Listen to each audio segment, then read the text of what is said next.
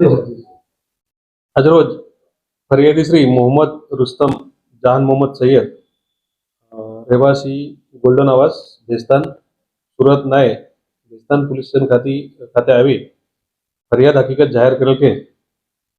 આજથી 4-5 દિવસ પહેલા જે ફરિયાદીના મોટા ભાઈનો જે શાળાનો દીકરો છે અરમાન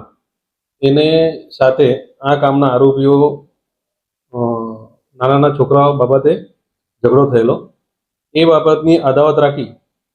ગઈકાલે રાત્રિના લગભગ પોણા 12 વાગ્યાના સુમારે આ કામના આરોપીઓ છે શોભાન ઇસરાયલ શાહ, શાહિદ ઉર્ફે લંબુ શેખ, સાબિર મોઈસ શેખ, મોબીન ઉર્ફે ભૂરો મોઈસ શેખ તથા સમીર ગફાર શેખ એક સમથઈ આ ફરિયાદીના જે દીકરા છે મરણ જનારને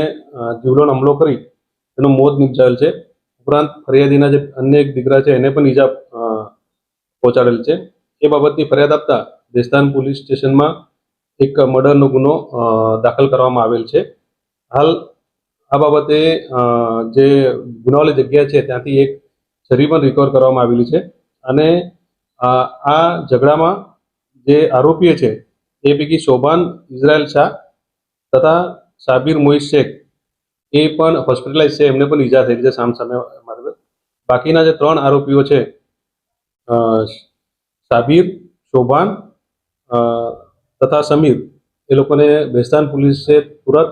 ડિટેન કરેલા છે અને એ લોકોને ધરપકડ કરવાની કાર્યવાહી ચાલુ છે અને વધુ પુરાવા ભેગા કરી એ લોકોને આવતીકાલે પોલીસ કસ્ટડીમાં તજવીજ કરવામાં આવનાર છે. હાલ પ્રાથમિક તપાસ દરમિયાન જે સાબિર મોઈસ